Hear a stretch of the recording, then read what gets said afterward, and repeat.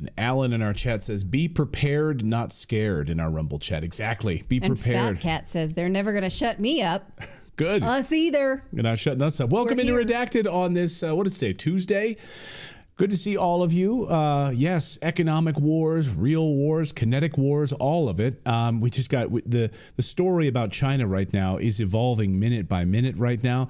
And what is actually happening with their reserve currency? How much U.S. dollars does China actually have in reserve? Turns out not very much at all. And that's going to be a absolute devastation for China. And 104% tariffs from the Trump administration on China. China looks like it's ready to go to war economically here, and then you had Pete Hegseth down in the Panama Canal just about a little over an hour ago talking about the ownership of the Panama Canal and that China will not own the Panama Canal. So we are watching all of these pieces right now as it relates to China. That seems to be the center of attention in this tariff fight. All right, we're also going to talk about a bombshell new study showing that the flu vaccine may not actually prevent infection of the flu. You know that old wives' tale when people say, oh, if you take that, you get the flu? Yeah. Turns out that's true. Oh, good. The old wives, once again.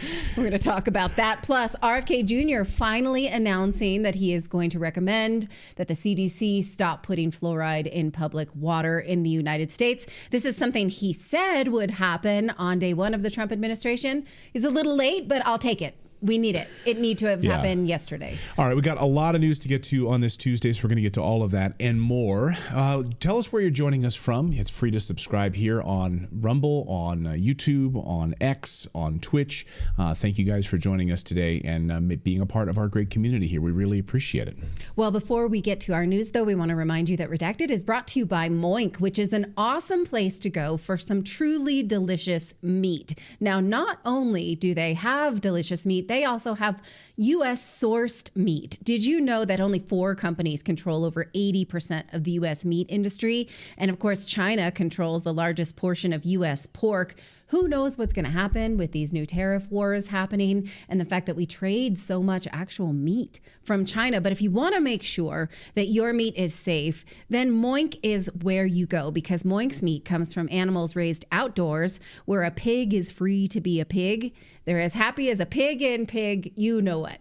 Pigs, the right type of pig. So their farmers are given an honest day's pay for an honest day's work, and they deliver meat straight to your doorstep at prices you can afford. We had some, what was it? It was rosemary beef slices the other day that I just served to my husband and son, and it was delicious. So check them out. Go to moinkbox.com/redacted and you'll join the Moink movement. Right now, you'll get free wings for life if you join in this meat delivery. That's MOINK, moinkbox.com/redacted. One more time, moinkbox.com/redacted. Yeah, and their bacon is unbelievable. It's so delicious. It's so delicious. Their roast, we did a roast chicken the other day, like no complaints in and a family of 5. Yeah, the chicken thighs, oh, they were delicious. Really, really good. And you're supporting American farmers, by the way, and not China. Okay. Well, the biggest story in Washington right now is that neocons are pushing President Trump into a war with Iran. Former UK Ambassador Richard Dalton said this morning that the threat of war with Iran has never been higher. Watch. How seriously do you take this from President Trump? I do take it seriously. The risk of a war between Israel and the United States on the one hand and Iran on the other has never been higher. And that's because it's been Israel's aim for many years to strike Iran, and they've always wanted to attract the United States to their side to do it because of limitations in Israel's capabilities, particularly in sustaining a long war. This is chiefly about weakening Iran as a state. Iran... Yeah. So doing Israel's bidding. That's why Benjamin Netanyahu was in Washington yesterday. Neocons would love nothing more than carrying out Netanyahu's fantasy of destroying Iran. Well, Trump may have just thrown a monkey wrench into those neocon plans. Just yesterday, Iran was, of course, brushing off the idea of sitting down with the United States, saying direct talks were basically pointless because, according to them, Washington can't go 5 minutes without some sort of a threat of military action, which is actually true. We like to do that. But then fast forward to today, and then suddenly the script is totally flipped. And just wait until you see Netanyahu's reaction. It's priceless. On Monday, Donald Trump dropped a surprise announcement that high-level U.S. officials will be meeting directly with Iranian leaders this coming weekend. And Iran confirmed this and actually released the date and time of where this was going to happen. Not through a proxy, not through Israel, but directly talking to Iran. He made it clear that the nuclear issue is still front and center, saying flat out that Iran cannot have a nuclear weapon, even though Trump's own intelligence community says that Iran's not developing a nuclear weapon. And Tulsi Gabbard in front of Congress confirmed that on the record. And Barack Obama spent 8 years trying to prove it and never did. Never could. But sanctioned them to within an inch of their life. So watch this. He admitted right in front of Netanyahu, and watch, he said, we're going to be holding talks with Iran this weekend, direct talks. And I don't know, this would look like a total blindside to Benjamin Netanyahu. Watch Benjamin Netanyahu's face when Trump let the cat out of the bag. Watch. We're having direct talks with Iran, and they've started. It'll go on Saturday. We have a very big meeting, and we'll see what can happen. And I think everybody agrees that doing a deal would be preferable to doing the obvious. And the obvious is not something that I want to be involved with, or frankly, that Israel wants to be involved with if they can avoid it. So we're going to see if we can avoid it. But it's getting to be very dangerous territory. And hopefully those talks will be successful. And I think it would be in Iran's best interest if they are successful. We hope that's going to happen.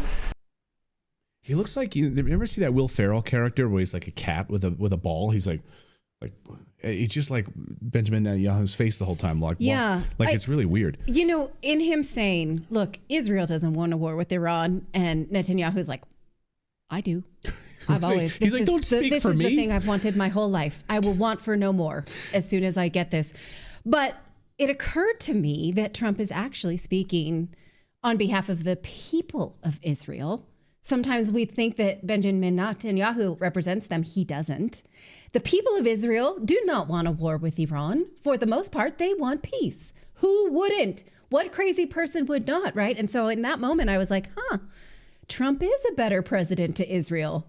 That he continues to say, I'm the best president Israel has ever had. That might be true if he is able to supersede the war that their prime minister wants so badly. So watch Netanyahu's face close up when he made this announcement. We're having direct talks with Iran, and they've started. It'll go on Saturday. We have a very big meeting, and we'll see what can happen. And I think everybody agrees that doing a deal would be preferable to doing the obvious. Yeah, and as John Spen in our chat says, yeah, that's true. That most Israelis do not support Benjamin Netanyahu. October 7th, he says, was because one half of Israel was out protesting Bibi. Right. Mm-hmm. Yeah, that was the story again that no one was covering in the West, which was the thousands of people across Israel out in protest of Benjamin Netanyahu. And here's the part that should actually be making headlines everywhere. Somehow it isn't. If this breaks down, the threat of another endless war in the Middle East becomes very real. An Iran conflict, especially one backed by the usual neocon voices in Washington, would be catastrophic for the United States, not just for that region as well, but for American forces and America itself. Here's what Tucker had to say about this. Whatever you think of tariffs, it's clear that now is the worst possible time for the United States to participate in a military strike on Iran. We can't afford it. Thousands of Americans would die. We'd lose the war that follows. Nothing would be more destructive to our country. And yet we're closer than ever thanks to unrelenting pressure from neocons. This is suicidal. Anyone advocating for conflict with Iran is not an ally of the United States, but an enemy. And by the way, talk to members of the military, the U.S. military.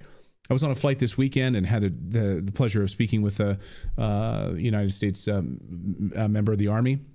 And said, oh, my God, these guys agitating for war with Iran, they're crazy. They're crazy. It would be devastating. They know it.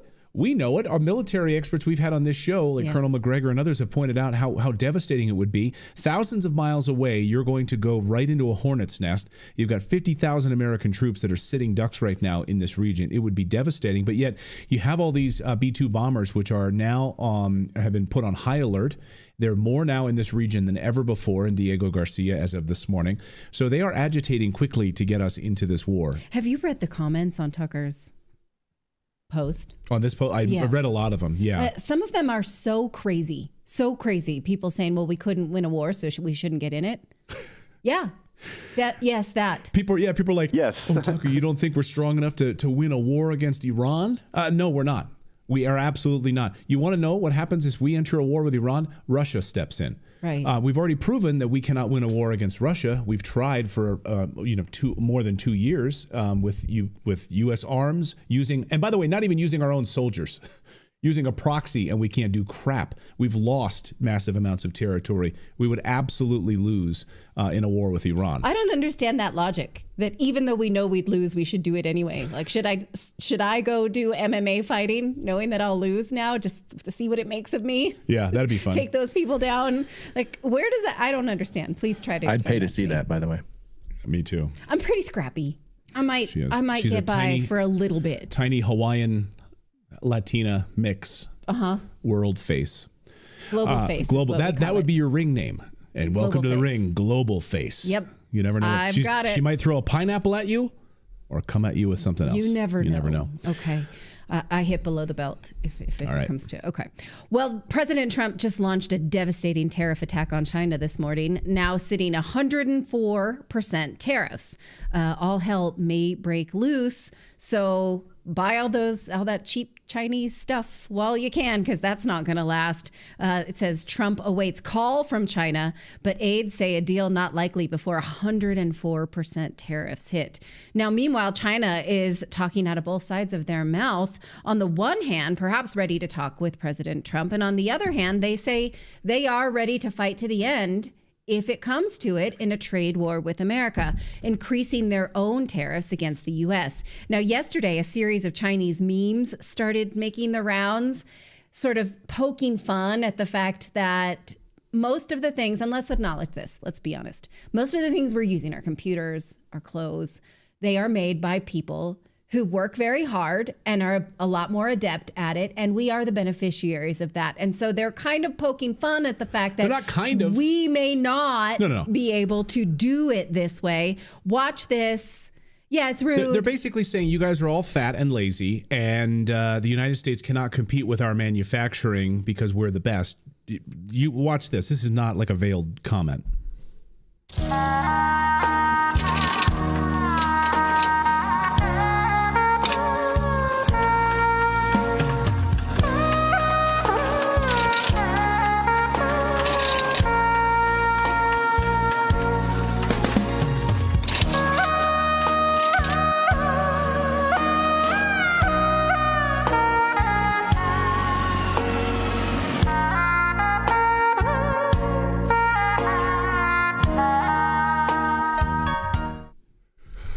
My feelings. And you hear the little Chinese music in the background Does as well. Does it hurt your feelings? Yeah. I mean, basically calling lazy and fat, right? Yeah. Like we don't have the capacity to do it. And because it's all been offshored, they literally have a lot of these factory workers that live like right on site. Yes. So they work, what is it, like, I don't know how many hours a day, not 8. Well, and look, then they live in the place where they're working. One of the reasons the Silicon Valley became the Silicon Valley is because the access to so many Asian immigrants. And in the book, What the Dormouse Said, the chip makers admit that they need small Asian ladies with small hands. Yeah. We still have those. We got some, but the question remains, those are immigrants. Could we actually do it ourselves? I guess we're about to find out and put our money where our mouth is, huh? I mean, we're literally going, I mean, this is a war. It's maybe not a kinetic war yet, hopefully, but this is a war. Treasury Secretary Bessent said this morning that China is playing the wrong hand here. They're only holding a pair of twos right now, he said. And he said it's a major mistake for them to escalate. Watch. As I said, many of our trading partners, they have queued up and they have kept their cool. They have not escalated. and they will get priority in the queue. I think it was a big mistake, this Chinese escalation, because they're playing with a pair of twos. Traditionally, if you look at the history of the trade negotiations, we are the deficit country. So what do we lose by the Chinese raising tariffs on us? We export 1/5 to them of what they export to us. So that is a losing hand for them.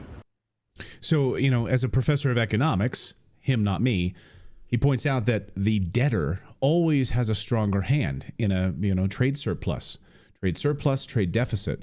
And because they export so much to us, they are holding a pair of twos in their hand right now, right, which is really interesting. But there appears to be, though, some softening on China's side, and it appears that they might actually be willing to talk. And President Trump just posted this on Truth Social. It's long, but I'll cut to the end here because he's talking about other countries.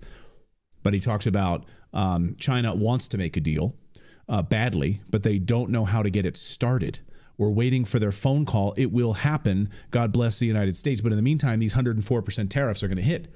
So while they try to figure out how to get on the phone and call President Trump, someone in our chat says, "Yeah, we don't have small Asians, but we have kids." No, that's not what we're advocating. Let's get the child labor out. Oh my God, Upton Sinclair, are you rolling over his grave? Yeah. All right. Also, we got some news this morning over the Biden administration's handling of China during COVID. It turns out they went out of their way to protect China during the pandemic. This should not be a surprise to you, but it is a surprise to see it in writing. Other people admitting it. I guess when you've received millions of dollars, you're going to defend the person who was sending that money to you. The Biden family is.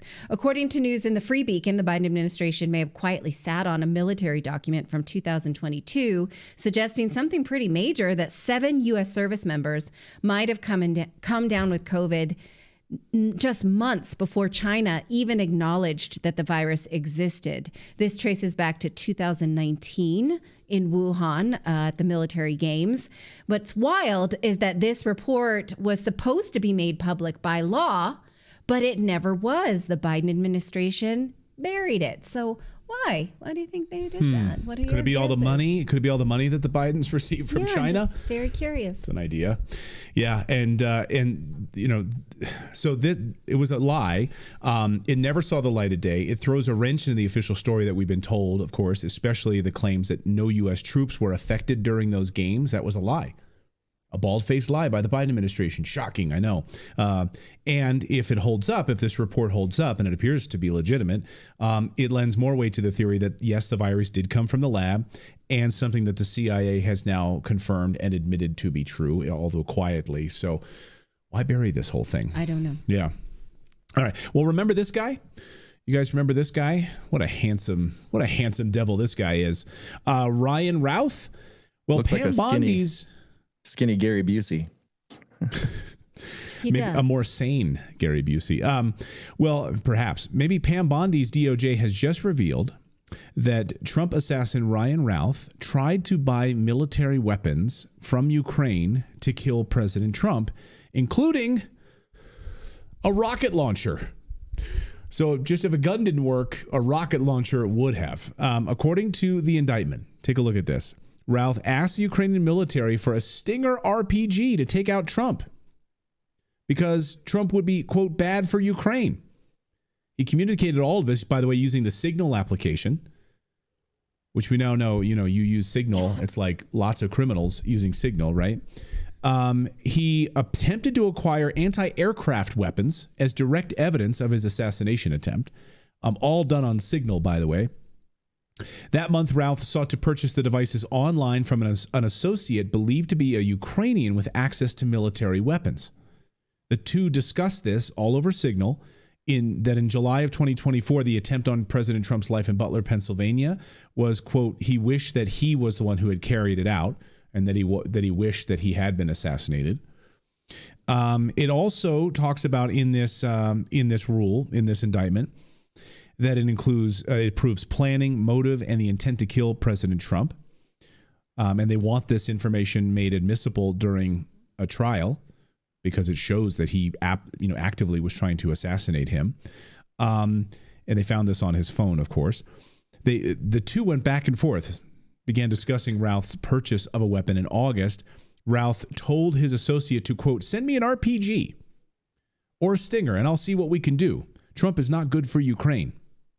How do you just ship and then he asked him to ship it to him. How do you just do that? I mean, I guess when from maybe Ukraine, possibly like a CIA asset, right? Because my question is, no one was in Ukraine, no American, and we've talked about this with CIA whistleblowers and military experts on our show.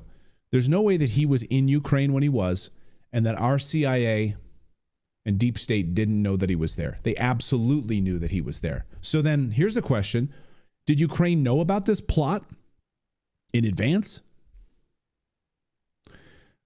We know the CIA totally controls Ukraine, as even the New York Times has reported. So then does the CIA know? Crazy dude, Ukraine is really important, and the United States needs to continue to support their efforts to go to war with Russia, but not so important that they can't spare a weapon or two for him to kill Donald Trump.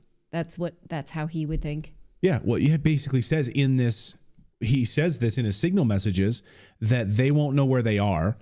He said that he admitted that Ukraine receives our weapons and then sells them off to the highest bidder. He basically acknowledged in these documents that they get lost all of the time on the battlefield and no one would miss them, he said. Tucker recently talked about Ukraine's selling of these weapons. Watch. Second fact, not guess, fact is Ukrainian military is selling a huge percentage, up to half of the arms that we send them. Half. And I'm not guessing about this. I know that for a fact, okay? Not speculation. And they're selling it, and a lot of it's winding up with the drug cartels on our border.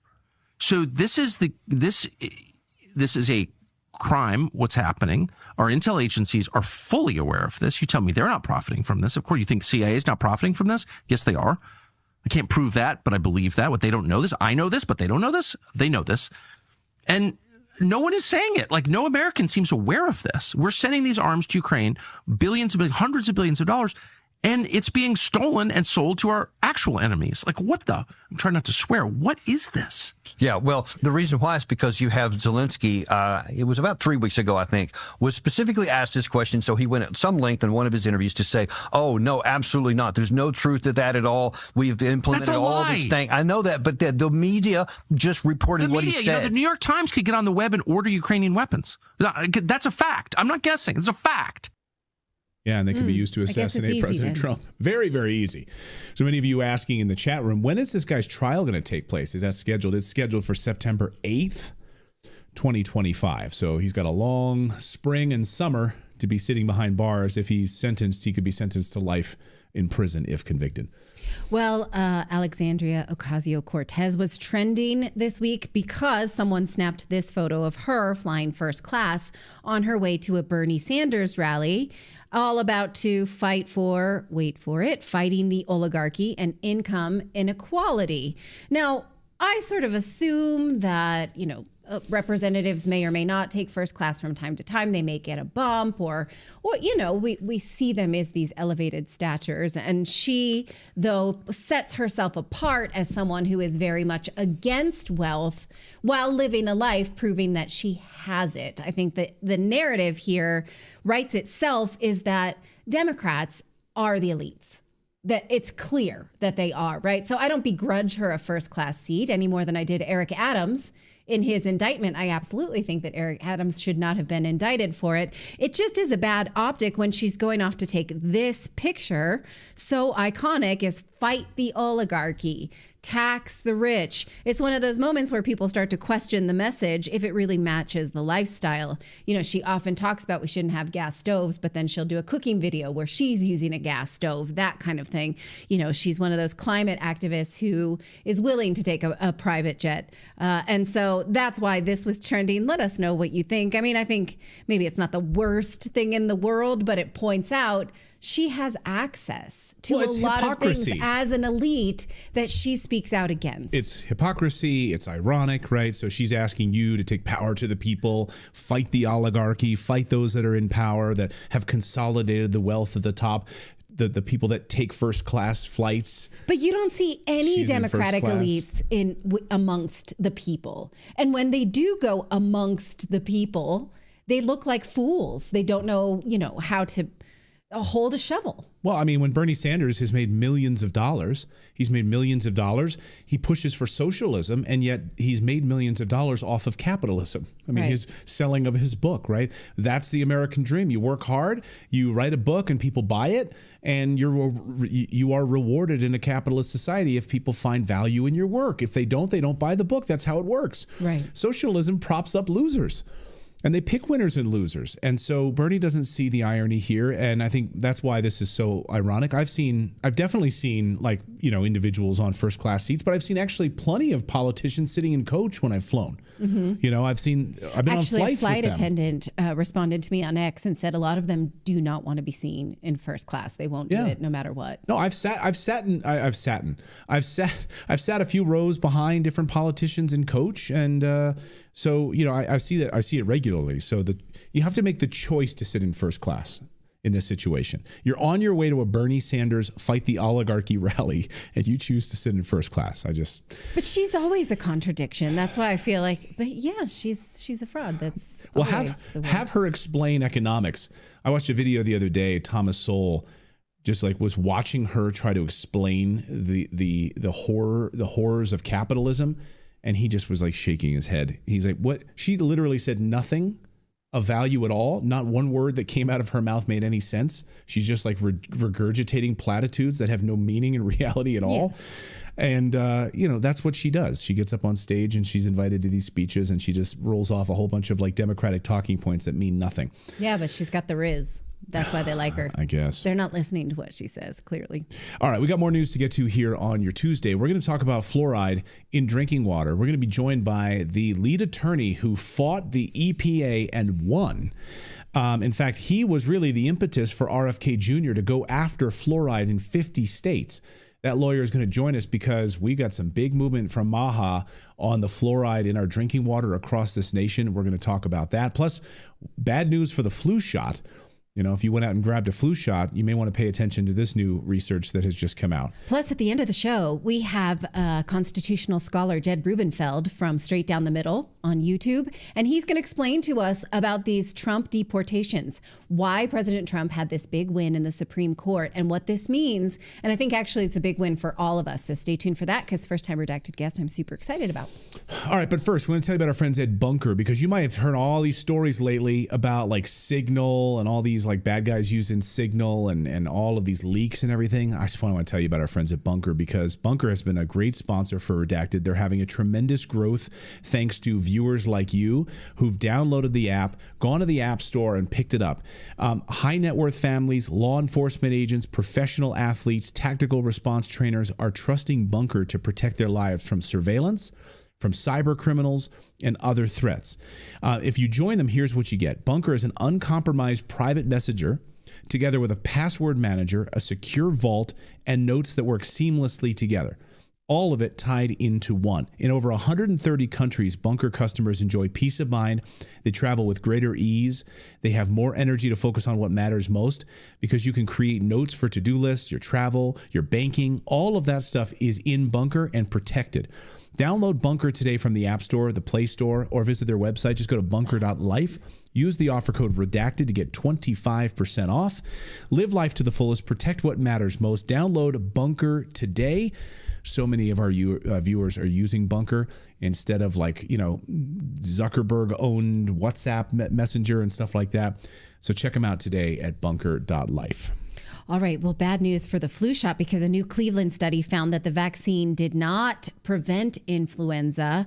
Quite the contrary, actually. Those who took it were more likely to get infected. So, when you talk to people, that old wives' tale, oh, don't get the flu shot, it causes the flu. Turns out that the data supports that. Here is the study. Seek it out for yourself. It was published by doctors from the Cleveland Clinic, but it has not yet been peer reviewed because the data set goes through March 26th. So it's only a few days old. It pertains to the 2024-2025 vaccine that you can still get if you want to. The employees of the Cleveland Clinic were required to get the flu shot, so 82% of them did, and they followed 53,000 employees. Here's what they found. It shows that at first they were all getting the flu at an even pace, but over the course of the study, the cumulative incidence of influenza increased more rapidly among those who took the flu shot. In an analysis adjusted for age, sex, clinical nursing job, and employment location, the risk of influenza was significantly higher for the vaccinated compared to the unvaccinated. Now, they do say within the first 70 days, pretty much no one was getting the flu, but that's not to say that the vaccine wanes, because the unvaccinated were also not getting it. So we can't sort of take that away. When they discuss their limitations, they say this, that the vaccine was the 3-valent inactivated influenza vaccine in about 99% of the study. And it's possible that other influenza vaccines may have been more effective and cannot be excluded. The problem is that this is the case for every flu vaccine, because vaccine makers come up with the formulation of the vaccine in the spring before each flu season, which is the fall, and they make their best guess as to which strains to include that they think will be prevalent in the future. They're forecasting. They can never accurately predict what will be that strain. Like the COVID vaccine, every time they pushed out a new one for a new variant, that variant was no longer present. They could never really know. Now, a few weeks ago, the FDA approved the 2025-2026 vaccine, and the FDA recommends that it contains these strains here. Well, if you pause this and then compare it to the strains that are circulating now, this is the data for April of 2025. They're basically saying that in 2025-26, put the strains in that are circulating now. They're using the ones that are in effect now, that people are getting right now. So they can't vaccinate for future mutations because they can't travel to the future yet. So we never really know. And it's worth noting that the annual flu vaccine does not go through clinical trials. Also, it is not tested. It is never tested as to whether or not it stops influenza. All they ever do is test the antibodies in the blood of the creatures that receive it. So from this study alone, it's clear we need more research about why do we mandate the flu vaccine if it is this ineffective and may in fact make people more likely to get the flu. So let us know what you think of that. All right, we've got more news to get to in a second. We're going to talk about this fluoride story, which is a bombshell, and what this means for our drinking water. It's been amazing, actually, over the past 48 hours to see liberals taking to social media saying that, now RFK Jr. and Trump want to take away our healthy teeth in our drinking water. Fluoride. Okay, we'll get to the bottom of that in a second, because this is a major story, and if you've got children, you should pay attention to that story. But first, gold prices just pulled back a little bit, back below $3,000 an ounce. Silver prices have dropped just a little bit. With all of the uncertainty going on right now, we are big proponents of investing in precious metals, and our friends over at Lear Capital can help you do that. So now might be the opportunity, because they have a $4,200 gold target for gold. $4,200 an ounce. So it just went above $3,000 an ounce, which was an all-time high. It's pulled back now, but today I think it's up 11 points, or $11, almost half a point. So up and down a little bit. But anyway, the point is, with the volatility in the stock market, where do you want your family's future tied? Do you want that in a 401k, or be able to actually have some investments in precious metals? Our friends at Lear Capital can help you do that. They're an American-based company. They'll just talk to you on the phone. No pressure at all. There's no pressure at all. Just have a conversation with them about how do I maybe convert some of my U.S. dollars into gold. And this is for American customers only, by the way. So call their 800 number, 1-800-613-3557 for your free gold guide. They've got a $4,200 gold target guide right now. And also ask them about silver. I think it's one of the best kept secrets right now, because it's now down to about $28 an ounce as of, I think right now, if I just checked it a few moments ago. Yeah, $29 an ounce for silver. So, compared that to gold prices right now, really, really good value on silver. Just go to LearRedacted.com or call them, 1-800-613-3557. They'll ship it right to your door. You can keep it in your gun safe as well. So our thanks to them for supporting the show.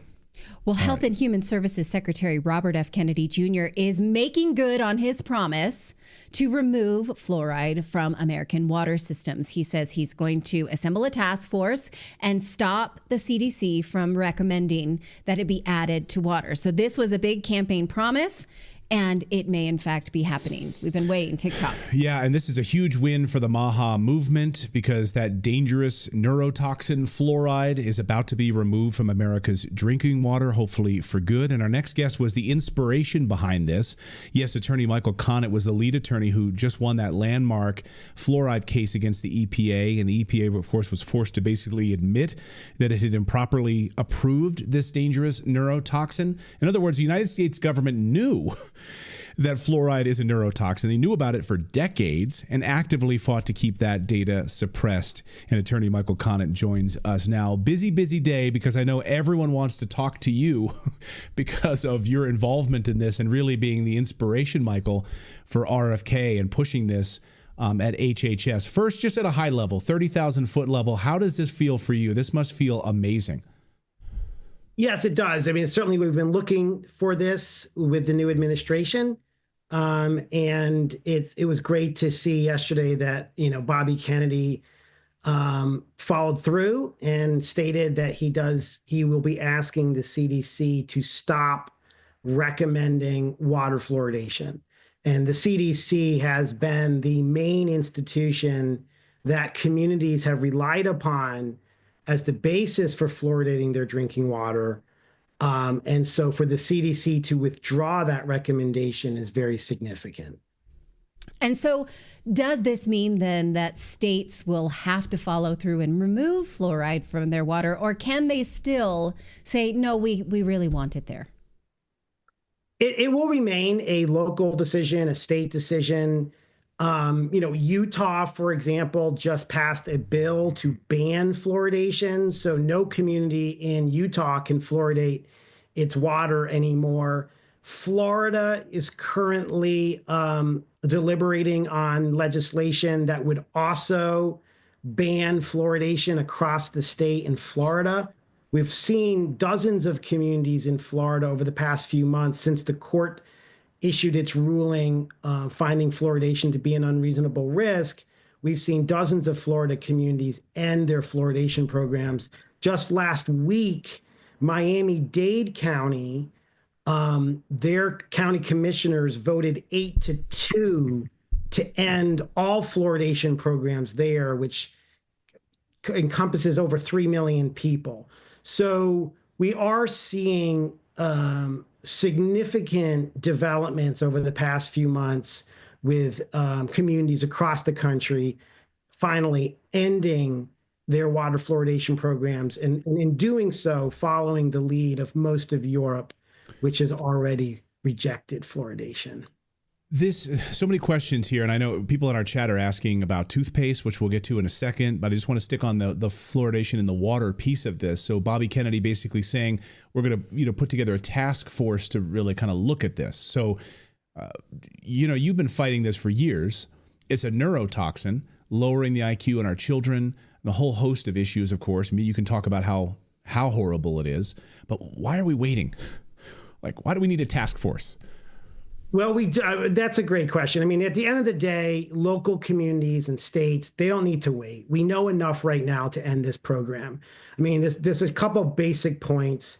One, we know that you don't need to swallow fluoride, that any benefit that comes to your teeth comes topically, not through ingestion. So why are we still adding a chemical to the drinking water that you don't actually need to swallow? And that doesn't treat the water. Fluoride is the only chemical that we add to water that doesn't treat the water. It treats you, the consumer, with a drug. And in terms of the health effects, the National Toxicology Program at the federal government level has concluded that excess fluoride exposure lowers IQ. When we started fluoridating the water, that was not part of the bargain. The notion that we would add a chemical to drinking water that can lower IQ is just something that doesn't make any sense at all.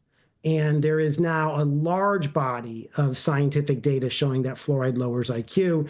And there's many other concerns as well, including fluoride's impact on the bones. There are high quality studies finding that fluoride increases the risk of hip fracture, particularly in postmenopausal women. There's studies linking fluoride to osteoarthritis, which is the most prevalent form of arthritis in the United States today, impacting millions of adults, costing our healthcare system billions of dollars.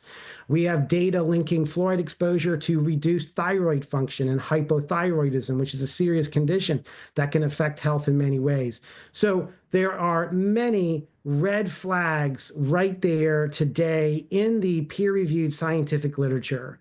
And local communities should be acting now, ending their fluoridation programs. There's no need to wait for the federal government to make its final decision.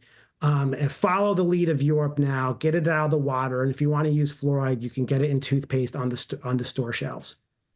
Now, one thing I thought of when I heard the term task force, I thought, oh, will we get full disclosure then? Because we have to look for this ourselves. I'm sure you're familiar with the research of Dr. Harold Carpenter Hodge, who was the lead scientist on the Manhattan Project, whose notes were kept from the American people showing that fluoride was a neurotoxin and could have been used in atomic bombs. And that was kept from the American people. So we've had this. We've had interaction with the American Dental Association. We've had all manner of suppression of data from government scientists, and in order to sell us the Manhattan Project. Do you think we'll get that? Will the American people really get the true story of how they used us as guinea pigs? Well, I certainly would hope so at some point in time. I suspect this task force that Mr. Kennedy is putting together is probably going to be focused more on the current research regarding health effects, what we know today. But the point you made is a very important one. And that is, when you look at the history of this issue, and I've done that extensively, I've gone to national archives across the country, you find a pattern of data suppression where both government authorities as well as industries were suppressing what they knew about the hazards of fluoride exposure. And you referenced Dr. Hodge, who was one of the leading scientific architects of fluoride policies, not just water fluoridation, but occupational safety standards and whatnot. And Dr. Hodge did have a concern as far back as 1944 that fluoride can damage the brain, and he called for research to better understand that issue.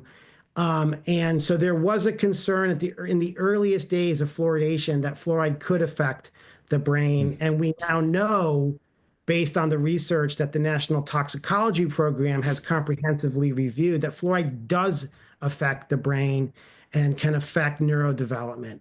And so and they've ruined people. They've ruined the careers of scientists who have said this since. The story of Felix Mullinex, for instance, they literally went to ruin people to keep this from us. And I don't know if there'll ever be accountability for that. Well, that's a story that needs to be told. People need to understand that. This has been an exceptionally difficult issue for scientists to speak out on for decades. And, you know, those scientists that did speak out on it suffered serious consequences to their career, including Phyllis Mullinex in the 1990s, who was fired after publishing a study showing that fluoride causes behavioral problems in rats. She's not the only scientist who has suffered that type of harm to her career. I think, fortunately, today we are seeing a safer space develop in the academic community, where you're seeing more scientists study this issue and speak out on this issue. And I hope to see more of that in the years ahead. And I certainly think that having the HHS secretary speaking out about the problems with fluoride exposure is going to further facilitate that scientific discussion. Yeah, people are pointing out like Operation Paperclip and bringing Nazis into the United States, and they were fully aware of this fluoridation process, and we kept it hidden from the American people. But I promised our audience we'd talk about toothpaste. I was at our dentist not too long ago, a few months ago, and he said, "Oh yeah, I don't use fluoride at all." And he's like, "I wish more people knew about this." So the freaking dentist is talking about fluoride, and yet you can just go to the store. It's all in our toothpaste. It's kind of hard to find good toothpaste that doesn't have it in it. So where are we at with that? And it's going to still sit on store shelves, but it won't be in our drinking water. That's right. And I do think that at the end of the day, fluoride toothpaste makes the most sense in terms of, for those people who want to use fluoride, that's the best vehicle to use it, because you can brush it on your teeth and spit it out. But I do encourage everyone to read the poison warning that the FDA requires on the back of every fluoride toothpaste tube sold in this country, especially for families who have young children. Because we know that preschool children, for example, have a very difficult time spitting out what they put in their mouths, as parents out there will know. And so if you give a 2-year-old or a 3-year-old fluoride toothpaste, they're going to swallow pretty much all of what they put in their mouth. And that can be a huge exposure, a very significant exposure for some young children.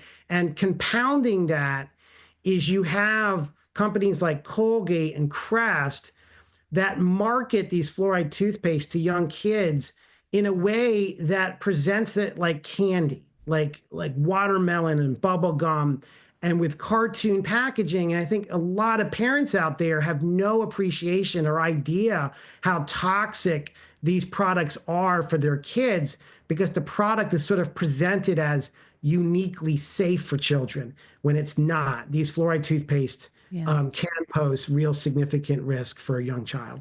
It's a great point. Well, you can That's keep going down this rabbit hole. It's in the water that we give to our livestock that we eat. It's in the water that in many times that we water our plants and foods and vegetables with. It's in the chemical that makes Teflon. So if you buy nonstick pans, it's really hard to avoid, and it's just anxietizing once you start looking into it. Yeah, the fluoride, we have been exposed to fluoride through many sources, including processed foods, processed beverages. It's one of the problems that comes about when you are fluoridating so many people's water supply. We fluoridate over 200 million people's water in the United States. And when you do that, you end up contaminating the food supply. And then, as you know, we also get fluoride from some pharmaceuticals. There's no government body out there sort of monitoring how much fluoride exposure are we getting from all these different sources. And we know enough to know that some people are ingesting far more than is safe. And, we really should be taking steps to reduce any source of fluoride that you ingest, because you don't need to ingest it. And there are serious health concerns from doing so. I mean, this is like what villains do in movies, as someone pointed out in our chat here. Scarecrow did that in the Batman movies, put it in the water supply for Batman. I mean, it is villainous. It absolutely is villainous.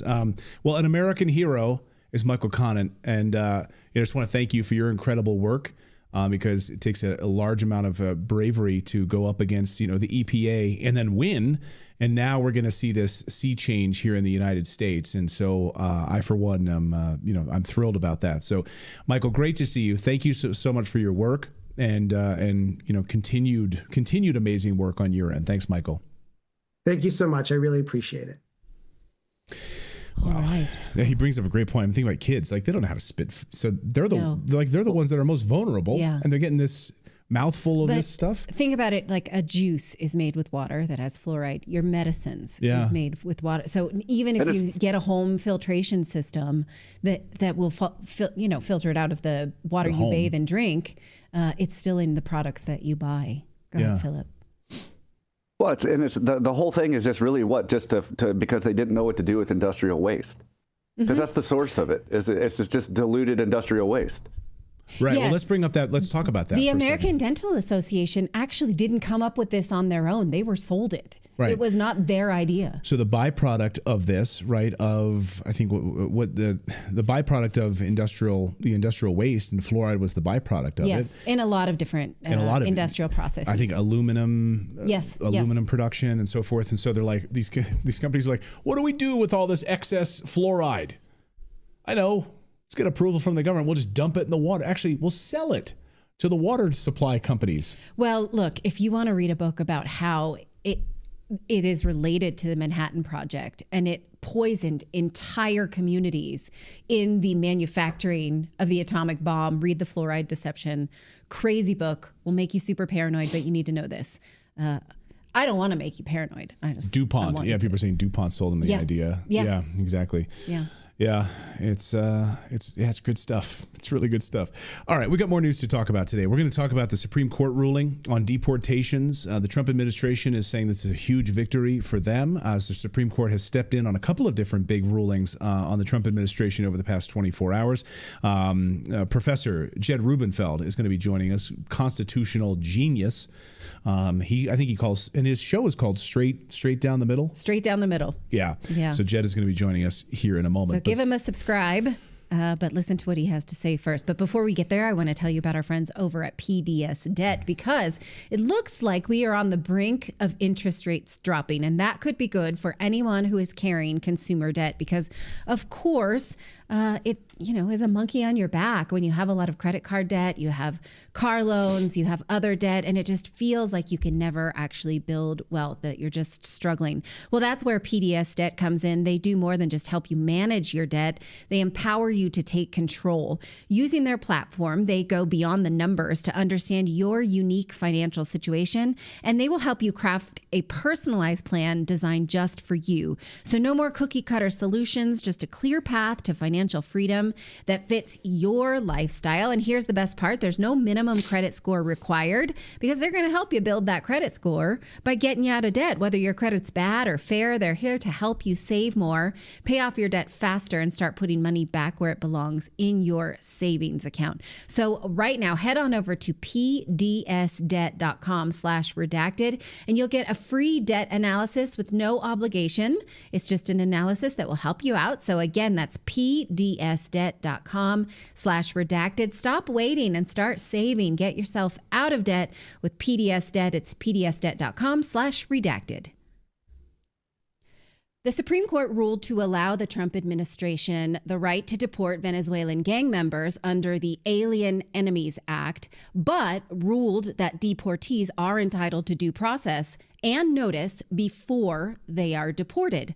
Jed Rubenfeld joins us today. He's a Yale professor and constitutional scholar, and his YouTube show is called Straight Down the Middle, and the place that I always start on constitutional issues, and I want to say that you should too before running your mouth on X. Professor Rubenfeld, thank you so much for joining us.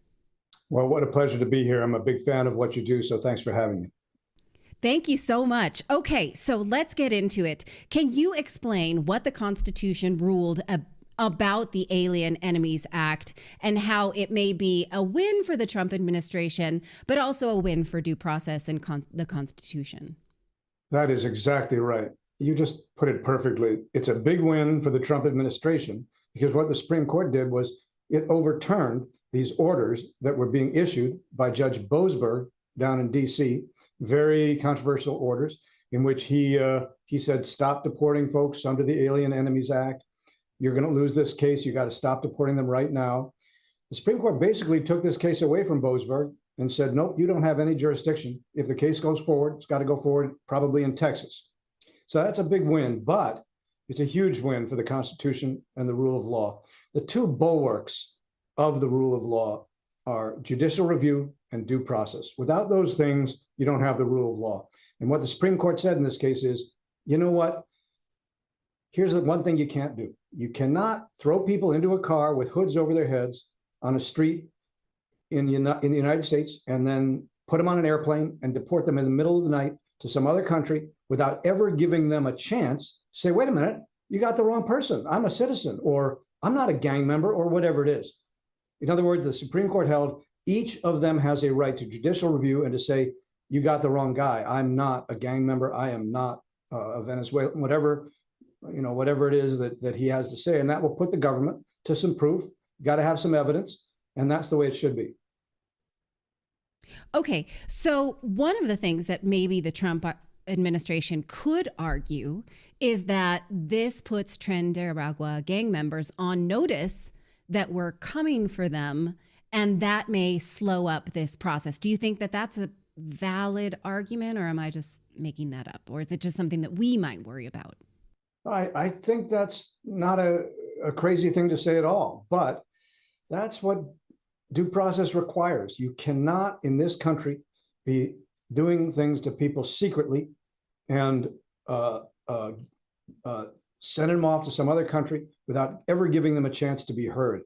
And, you know, the rule of law has some costs. One cost is you give notice to the bad guys. In fact, you know, we put people on trial when they commit a murder.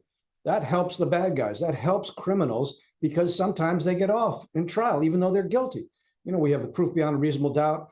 That is the way the rule of law works, and there are costs to it. But it's just fundamentally important to this country and the Constitution that we keep the rule of law going here. If we lose that, we've lost something that's absolutely precious and fundamental.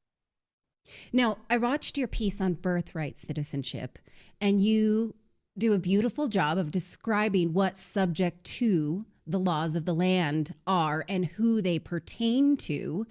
And in this case, does this apply here? Because these are not legal citizens in many cases. So do they continue to be subject to the right to due process? Well, you know, you're asking a great question. And many of these deportees may not have full constitutional rights. If they entered this country illegally, if they've been here a short time, you do not acquire full American constitutional rights by coming into this country illegally. In fact, you have no constitutional rights. But the one thing you do have is a right to due process. And here's why. Because if you don't give that person that you believe is a criminal terrorist, if you don't give them due process, you don't know if you're making a mistake.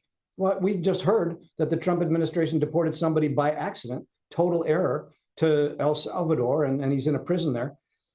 That's not how things work. Everybody has a chance to say, look, you got the wrong guy here. I'm not who you're saying I am. And if you don't have that, then you're not just depriving these, potential Trinidad gang members of due process. You're depriving everybody of due process, citizens, innocent people alike. Right. And so one of the things I continue to be concerned about is when you ship them off to a Guantanamo Bay type place where the legal jurisdiction is fuzzy, we could have another situation where innocent people are in a dragnet that they can never get out of, because that is what happened under Bush and Obama. So what is the Trump administration arguing about not having jurisdiction to get these people back? Is this another sort of gitmo? It's out of our hands. Now it's not within this tidy box of the Constitution. So sorry. Yeah, they seem to be saying that about the folks whom they've already put in a Salvadoran jail. They seem to be taking the position, look, once they're in that jail, it's out of our hands, even though we're the ones who put them there. But what this case is about, the case that was just decided yesterday by the Supreme Court, is people who are stuck in Texas, or they could even be shipped to Guantanamo, that what they would still have a right to is habeas corpus. Habeas corpus, fundamental American and Anglo-American legal protection. If the government puts somebody in custody, detains them, that person has a right to go to a court and get judicial review of whether their custody is rightful. That's what the Supreme Court last night said that these people are entitled to. It's not clear that that's going to do anything for the folks who are already in that Salvadoran prison. They might, we just don't know what's going to happen to them, and that's not good. That's not the right result, but we don't know. Habeas runs to people who are still in American custody. And what the Supreme Court said is you cannot do any more of this. You can't send a single additional person off to that Salvadoran prison without first giving them that right to habeas corpus. They get to come before a court and say, wait a minute, you got the wrong guy here. And, and that'll be true even if the government ships them all out to Guantanamo. They'll still have that right. The problem is there's a couple hundred they've already shipped off to a Salvadoran prison. And you're right, the situation there is very fuzzy. Right. And so I also watched your piece on Mahmoud Khalil, and you take the opinion that this will fall along the party lines of whatever judge it falls before. So there'll be liberal judges who think that Mahmoud Khalil should get the right to defend himself and freedom of speech. And then there will be conservative judges who don't. And that's just kind of the way of it.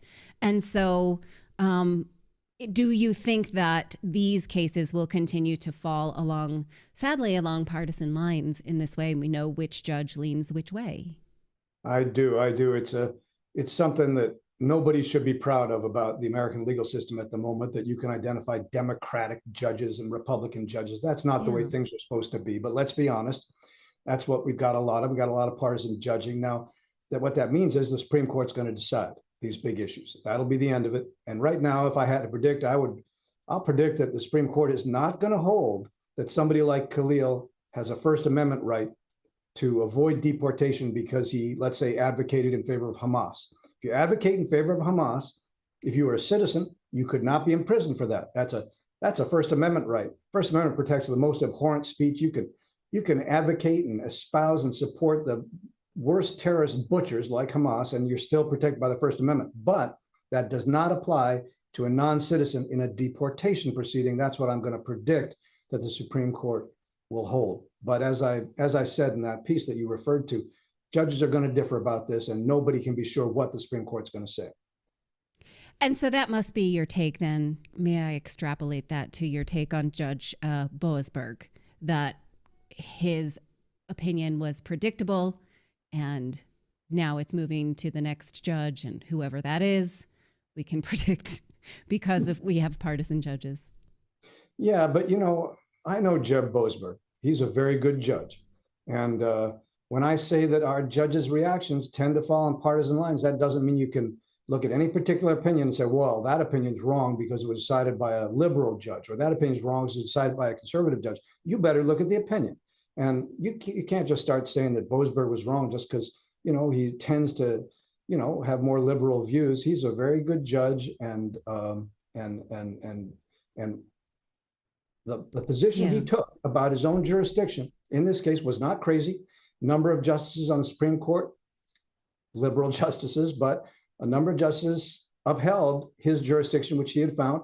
It was not a crazy position. So I don't think we can reject what a judge says just because we think that he's liberal or conservative.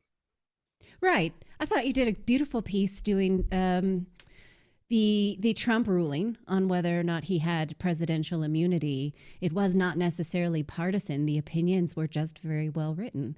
So I appreciate your assessment of that. Do you think that it will come to a head? Because one thing that I'm concerned about is the Trump administration continues to expand the idea of acceptable speech under the guise of anti-Semitism. And what if an American citizen speaks out against Israel and is then convicted of anti-Semitism? Do you think the Constitution is strong enough to protect those beliefs right now? And what would happen if an American citizen were actually punished under what they're doing now to critics of Israel that are not citizens? Well, you're not asking another great question. And the answer's got to be that the Constitution has to defend and protect those people. And it has to be strong enough. We're not living in America anymore if people can be thrown in prison for their political opinions. And again, I'll repeat it. Those opinions might be the most abhorrent things you can imagine. I think anybody who gets out there and exults, takes pleasure in October 7th, and you see people doing that, they are repulsive. Their opinions are repulsive, but they are protected by our First Amendment, and you cannot throw them in prison because of that. And I agree with you. You see some movements in this, well-intentioned effort to stop anti-Semitism that are now doing to these people what was done to conservatives for the last, 4 years, punishing them for expressing conservative opinions. You cannot be punishing people for expressing opinions you don't like. That's not the American way. Right. Well, Jed Rubenfeld, thank you so much for joining the show today. First time redacted guest. I was really excited to talk to you. You can seek him out on X. Also, his YouTube channel is called Straight Down the Middle. And again, on these major court cases, one of the first places I go to study. So thank you for coming. Thanks so much for having me. That's going to do it for us today on Redacted. Let us know what you think about all of this. War with Iran, free speech, deportations. It's a wild ride we're on. We knew the Trump administration would be, but not like this. I myself find myself surprised. Hey, if you like Redacted, you can show the world by buying some Redacted merch. We have that. You can visit redactedstore.com and check out our offerings of things that you might like to signal to the world, such as the fact that you are a conspiracy knower, not a conspiracy theorist.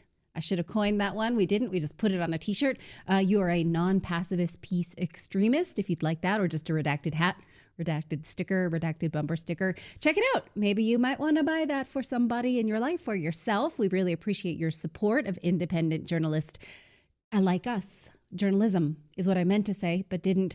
So, okay, that means I'm tired. I'm pretty much done with the show for today. We will see you here tomorrow, same time, same place. Be here. Thanks for being here with us today, you guys.